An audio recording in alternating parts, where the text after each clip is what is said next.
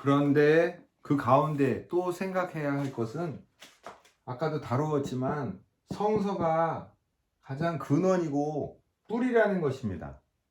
구약은 역사를 매개로 해서 성서를 기록했고, 신약은 철학을 매개로 해서 기록했습니다. 조지신학은 철학적인 것이고, 교회에서는 역사적인 수단인 걸 가지고 성서와 하나님의 인간에 대한 메시지를 전달하고 있는 것입니다. 이것을 잊지 말아야 합니다. 그래서 보통 우리의 인생을 봐도 인생은 어떻게 되는 거예요? 인생, 히스토리는 이렇게 한 시간의 흐름을 따라 이렇게 변화하는 시간의 팩터를 가지고 하는 거예요. 시간. 그런데 철학적인 거나 이런 것은 어떻게 되는 거예요? 철학적인 것은 그 흐름을 생각하는 것보다는 시간을 멈춰 놓고 하나의 단면도로서 그려보는 것이죠. 그래서 이것은 길게 시간의 팩터를 가지고 쭉 가는 그런 롱지튜디나라는 것이고, 이거는 단면, 나이테를 나타내는, 나이테를 딱 보면 나무를 잘하는 사람은 그 나무의 일생을 알듯이 이러한 것들을 단면도를 잘라서 성서를 기술하거나 또 성서를 교리화하거나 하는 것이 철학적인 의미인데, 이런 것들이 조직신학, 종교철학 이런 것들이 되는 것입니다. 그래서 우리는 역사를 다룹니다. 하지만 우리는 역사가 목적인 사람은 아닙니다. 역사학을 하지만 역사가 목적이 되는 것이 아니라 우리는 신학을 하는 사람이죠. 신학을 하는 사람. 그 신학을 한다 하면 무엇인가 하면 신에 대해서, 우리는 하나님에 대해서 배우고, 머릿속으로만 배우는 것이 아니라 우리는 감정적으로도 배워야 한다는 것이죠. 아까 역사를 공부하는 두 가지 방법이 있다고 했는데, 그것은 완전 객관적으로 하는 팩트를 나열하는 것도 있지만, 또 주관적으로 내가 거기에 한 과거의 어느 사건이나 한 인물이 사건에 빠져들어가 보거나 한 인물이 되어보거나 하는 그런 주관적, 객관적인 그러한 것들이 같이 포함되어 있는 것이, 그러한 것을 우리는 해야 하는 것이죠. 그래서 역사는 이렇게 두 가지 방법이 있는 것입니다. 그래서 우리는 이런 거를 통해서 역사를 하는데, 이런 역사를 하는 이유는 무엇인가? 그것은 하나님이 한 인간을 또 이 세상의 흐름 속에 어떻게 개입하셨나, 그게 어떤 이유에서 하셨는지 우리가 다 알 길은 없지만, 그런 것을 통해서 우리는 뭘 해야 돼요? 과거에 이런 일이 있었기 때문에 현재 그것이 어떤 의미를 가지고 나아가 미래에 어떤 해답을 제시해 주는가, 이런 것들을 우리는 교회의 역사를 배워야 하는데, 교회의 역사만 되는 게 아니라 세속의 역사를 같이 알아야 되고요. 그리고 또 어느 역사를 알아야 돼요? 우리가 바로 다루고 있는 그런 성서의 것은 그 세상의 창조부터 앞으로 종말에 이르기까지 이러한 거대한 흐름 속에서 그 일부인 교회의 역사를 우리는 바라보는 것입니다. 그래서 우리는 역사를 하는 사람이 아니라 하나님을 알아가는 사람인데, 신학을 하고 있지만 신학보다 더 중요한 것은 어디를 하는 거예요? 우리는 성서를 밝히보고 결국 우리의 삶에서, 우리의 삶, 또 나의 삶에서 역사하신 과거의 것과 과거의 역사하시고, 현재도 역사하시고, 미래도 역사하실, 종말까지, 아니 그 이후까지, 영원까지 역사하실 그런 하나님에 대해서 잘 배워가야 하는 것입니다. 그래서 그런 것들은 우리는 결국은 뭘 하는 사람? 성서를 하는 사람입니다. 이게 종교개혁자의 이야기죠. 오직 성경이라는 거죠. 오직 성경, 오직 은혜로 우리는 해야 하는 것이죠. 그래서 오늘부터 우리가 하는 것은 우리 개인의 역사, 이걸 통해서 나를 돌아보고 또 앞으로 어떻게 살 건가, 또 우리 교회를 되돌아보고 현재의 교회를 진단해보고 미래의 교회를 생각해보는 거죠. 어떻게 하면 하나님이 원하시는 교회가 될까? 어떻게 하면 하나님이 원하시는 나 자신이 될까? 그런 것들, 예수님이 원하시는 교회, 예수님이 원하는 내가 되기 위해서 해야지 이 공부의 의미가 있는 것이지, 지적으로만 하고 또 경험적으로 성서의 인물에 이런 교회사의 인물에 빠져들어가 가지고 그래서 감명을 받았다, 이것만이 중요한 것이 아니라 그걸 통해서 현재와 미래의 내가 현재 도움을 받고 또 미래에 변해가야 한다는 거죠. 하나님이 원하는 사람으로, 예수님처럼 변해가야 한다는 걸 말씀합니다. 자, 그러면 이제 본문으로 들어가겠습니다. 거침없이 빠져드는 기독교 역사 섹션 1입니다. 자, 그리스도인은 누구일까? 정체성에 대한 말로 시작을 하고 있습니다. 자, 17쪽을 봅니다. 1세기 당시, 즉 예수님 사후에 그 초기죠. 초기. 1세기는 100년 이전이란 얘기죠. 성경도 제대로 형용이 안 된 그럴 때죠. 신약 성경, 구약도. 정확하게 정경화가 안 되어 있었던 때죠. 1세기 당시 로마 제국 시민들은 그리스도인의 정체를 제대로 파악하지 못했습니다. 기독교가 등장한 지 얼마 되지 않아 분명한 정보를 접할 수 있는 통로가 따라 없다는 게 1차적인 이유였다. 그리고 여기에 중요한 게 나오죠. 그리스도인의 정체성. 이름이 중요하죠. 이름. 이런 말이 어떻게 붙었는가.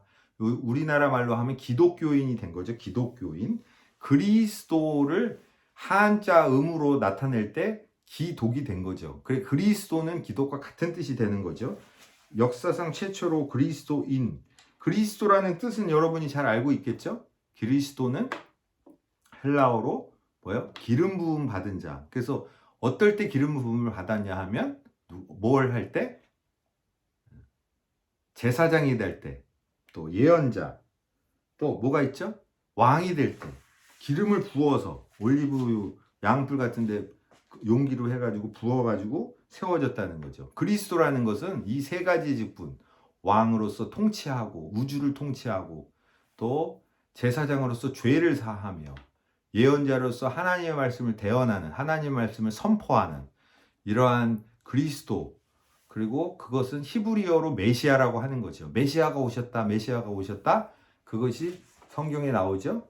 또 영화에 나오죠. 그래서 그런 그리스도를 따르는 존재라는 거죠. 그리스도인. 그것이 기독이, 그걸 한자로 하면 기독이 되는 거죠. 그리스도인. 원어상으로는 크리스티아노이라는 이름을 얻었습니다. 어디서? 안디옥에서 얻었죠. 예수쟁이라는 의미죠. 그러려는 유대인들은 율법을 포기한 변절자로 낙인을 찍었다는 것이죠. 근데 기독교인들은 진정한 메시아는 예수를 따르고 있다라고 생각하는 것이죠.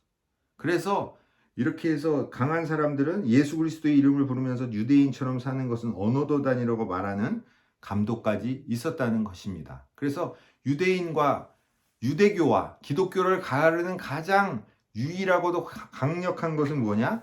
예수 그리스도를 그렇게 메시아로 인정하느냐 아니냐의 것이죠. 그래서 이 안에서는 명확하게 갈릴 수 있었지만 반면에 로마 당국자들의 눈에 비친 기독교와 유대교의 모습은 별반 차이가 없었다. 그놈이 그놈 같았다니까. 도토리 키재기 이런 말이죠.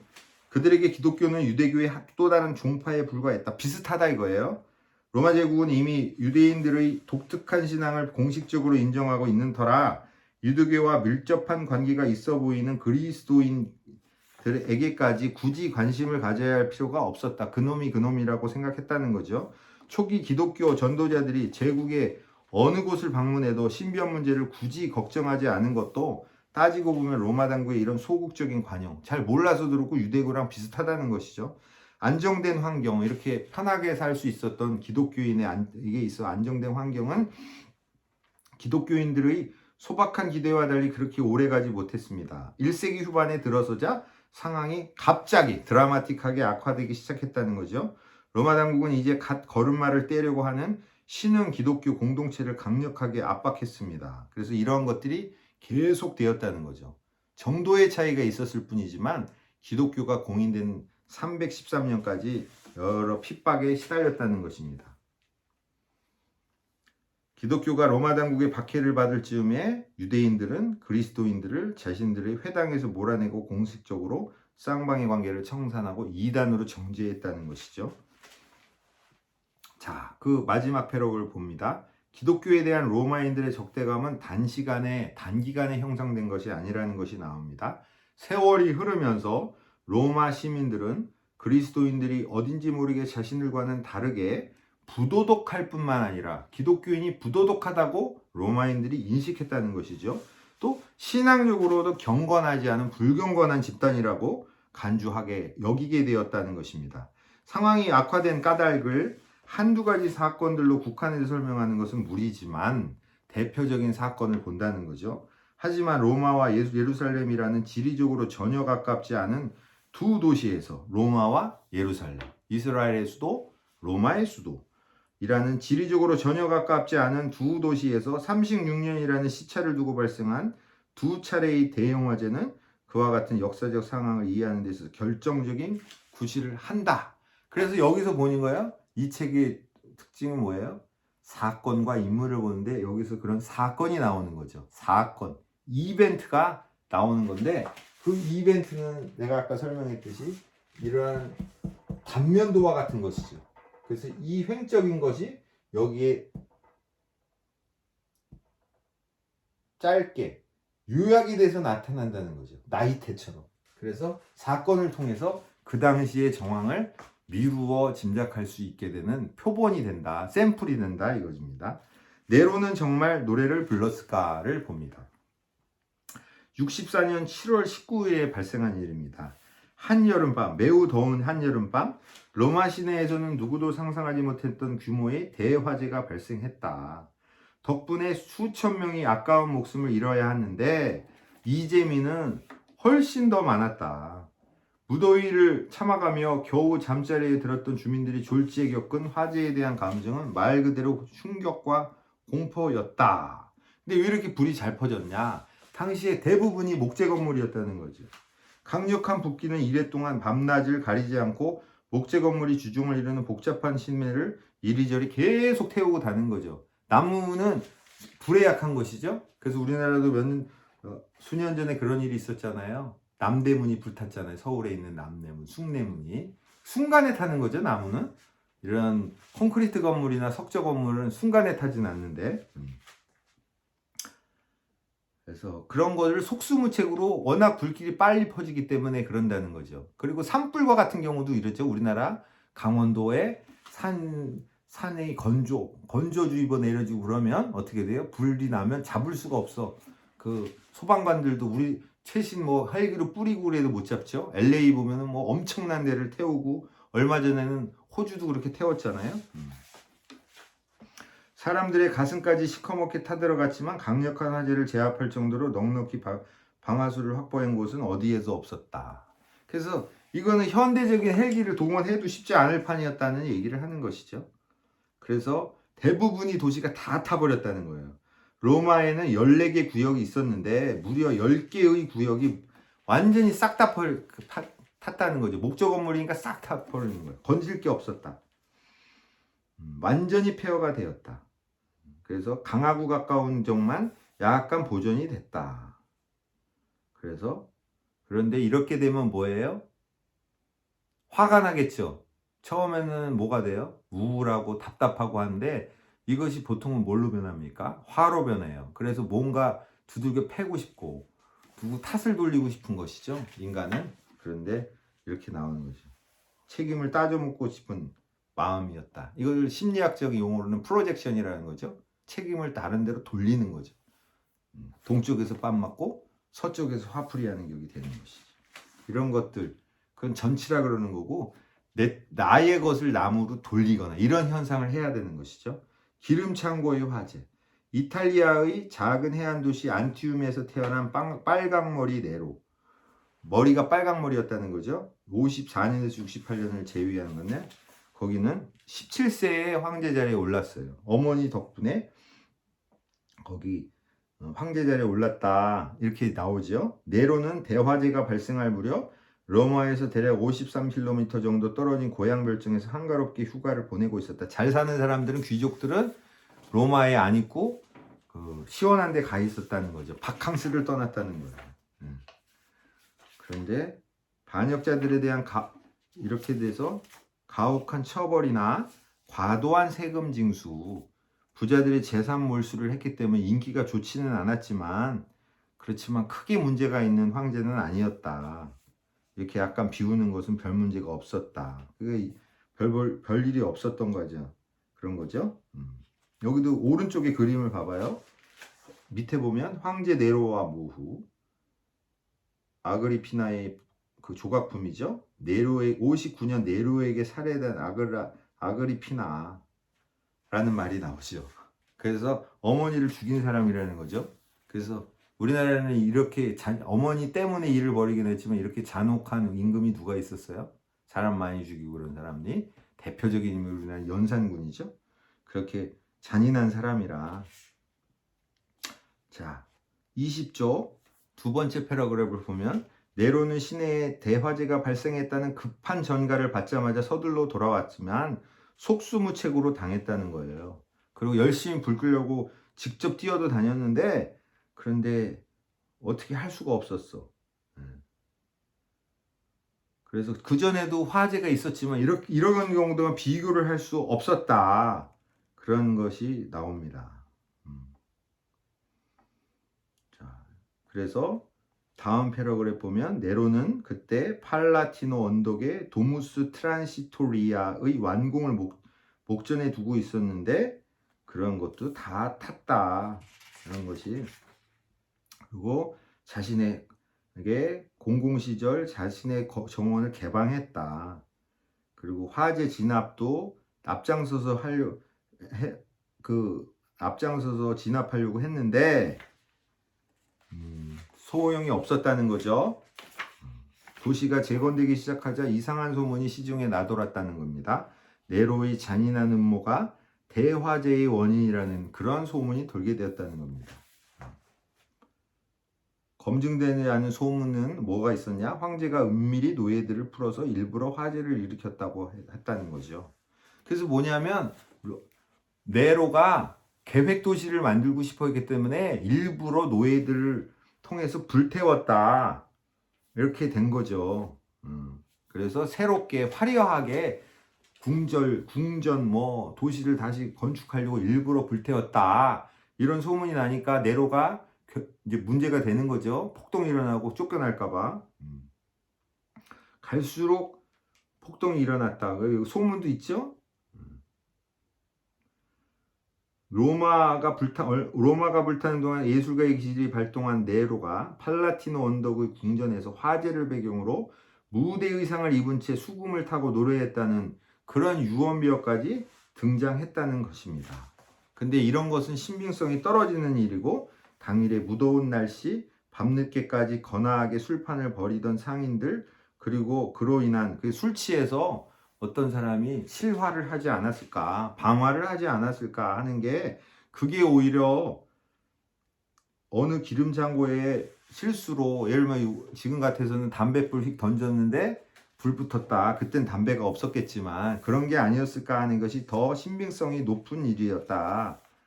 우연한 일로 그렇게 생각하는 것이 더 타당하다고 나옵니다.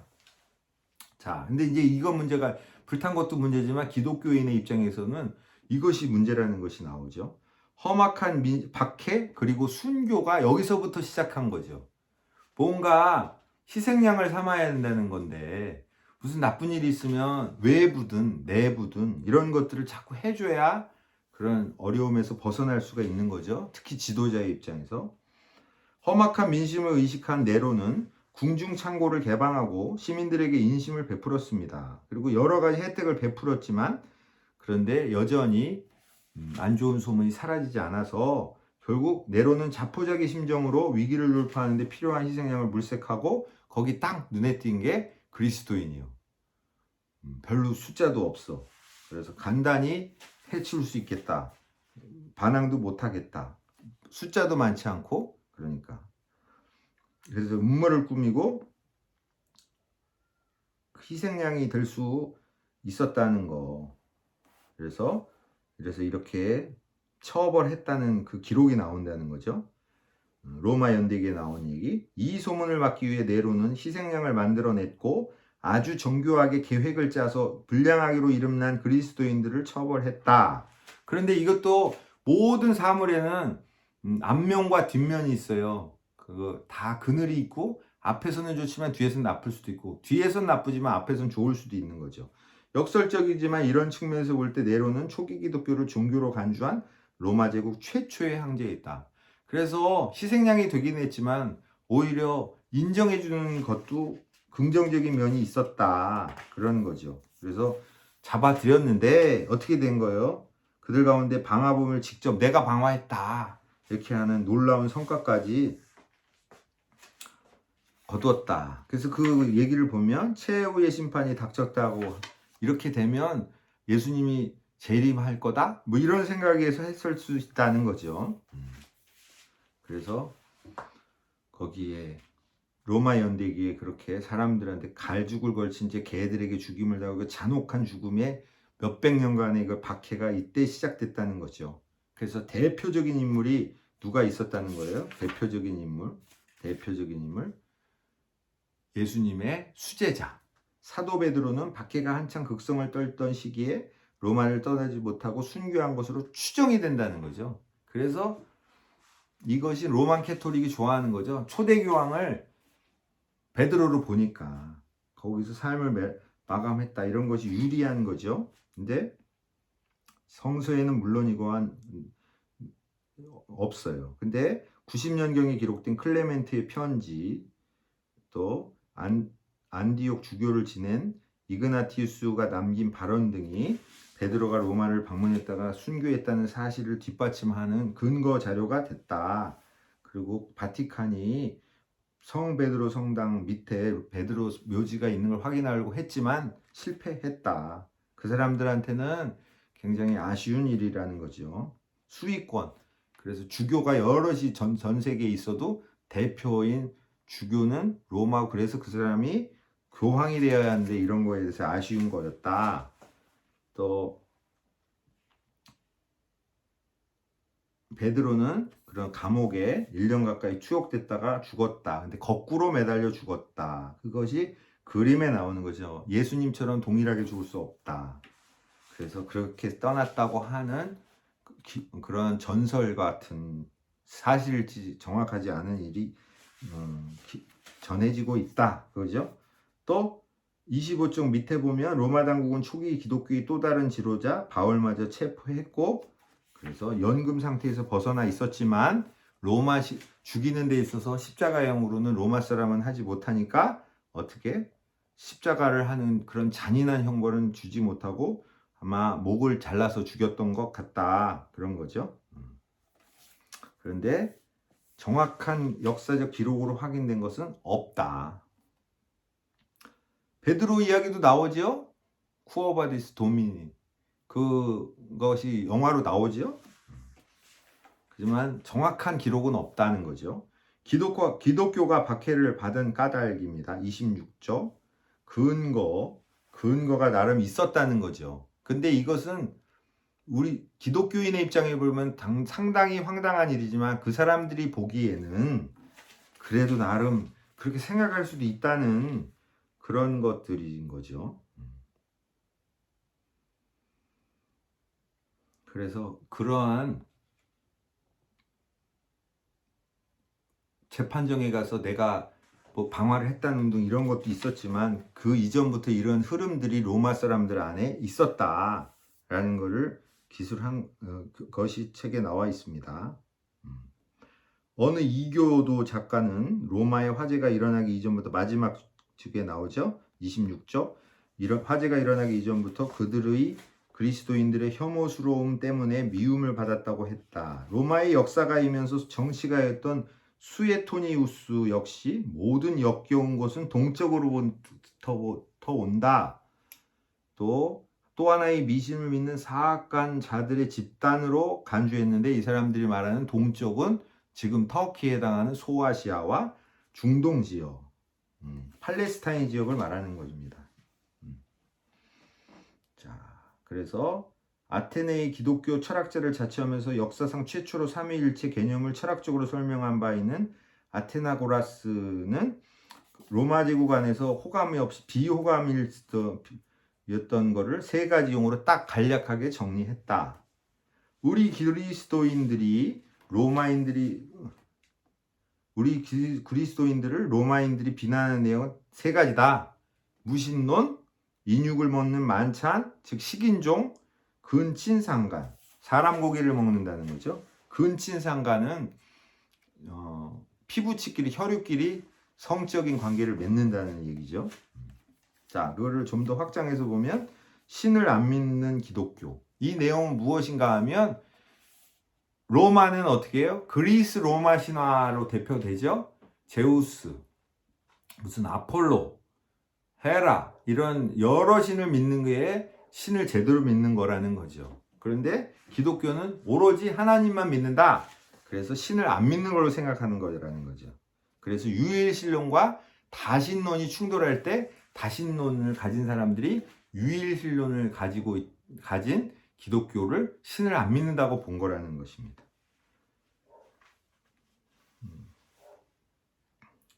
자, 그래서 이것은 황당한 일이고 특히나 또 황제를 살아있는 형제도 숭배한 그런 것들에 의하면 너무나 되지가 않는 거죠. 이게 황제도 섬겨야 되는데. 자, 그래서 그런 1차 유대전쟁에서 이스라엘을 정복했던 베스파시아누스의 이야기에서도 이런 것들이 나오지. 임종을 지켜 그 일화를 얘기한 거 있죠. 이런 이제야 신이 되어 가는 것 같은 기분이 드는군. 그러니까 자기가 진정한 죽음으로 진정한 신이 된다는 거죠. 근데 제사는 우리나라는 조상한테 지나지만 또 내가 잘 되기 위해서 푸닥거리도 하지만 로마는 어땠다는 거예요? 오로지 제국의 번영 때문에 제사를 지냈다는 것이죠. 로마 제국이 영원히 지속될 걸 위해서 제사를 지냈다. 로마인들은 제국의 식민지로 편입된 지역 주민들이 따르는 종교 역시 오랜 전통을 보유하고 있어서 유대교가 보호받은 거죠. 황제 숭배 의식을 거부하지 않을 경우에는 별다른 불이익을 부과하지 않았다. 그래서 유대교는 그런 종교의식에 자르진 않았지만 오래됐기 때문에 봐줬다는 거죠. 그런데 그리스도인은 이도저도 아니다. 그래서 박해까지 될 소지도 충분히 먼저 박해 전부터 있었다. 그 다음에 낯선 기독교. 뭔가 이게 보던 것이 아니야, 익숙하던 것이 아니야. 그래서 낯설다. 무엇보다 기독교는 과거에는 제국에 존재하지 않았던 새로운 종교였다. 유대교는 있었다. 그런 거죠. 로마인들은 전통적으로 새 것을 그다지 신뢰하지 않는 편에 가까웠다. 새 것을 고르다 실패하느니 차라리 낡았더라도 확실한 쪽을 선택하는 게 시민들의 일반시입니다. 그래서 전통, 과거의 것을 고수하는 것이 로마인들의 보통의 품성이었다는 것이죠. 그리고 처음에는 기독교와 유대교가 별차가 없는 걸로 생각했는데, 그런데 거기까지는 구약 성경도 보고 그걸 정경으로 믿고 이런 것들이 있었다는 거죠.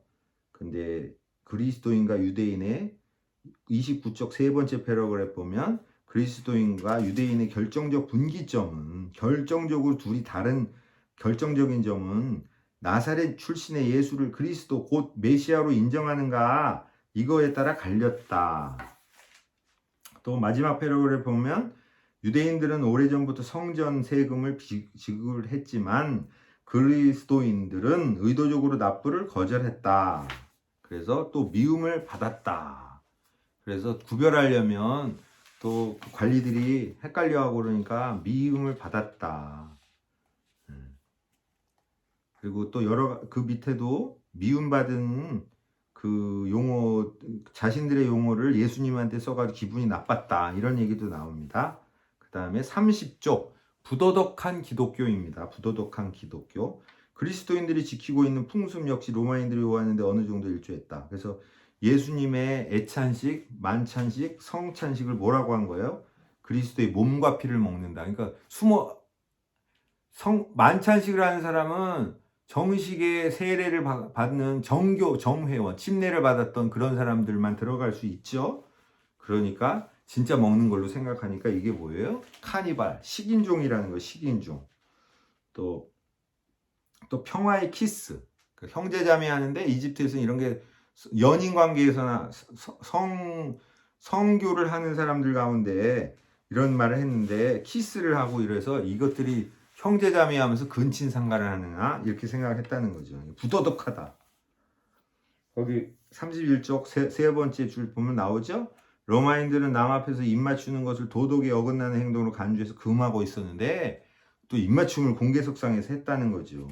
그러니까 식인종에다가 근친상간을 하고 아주 나쁜 것들이야. 이게 잡것들이라는 걸로 생각한 거죠.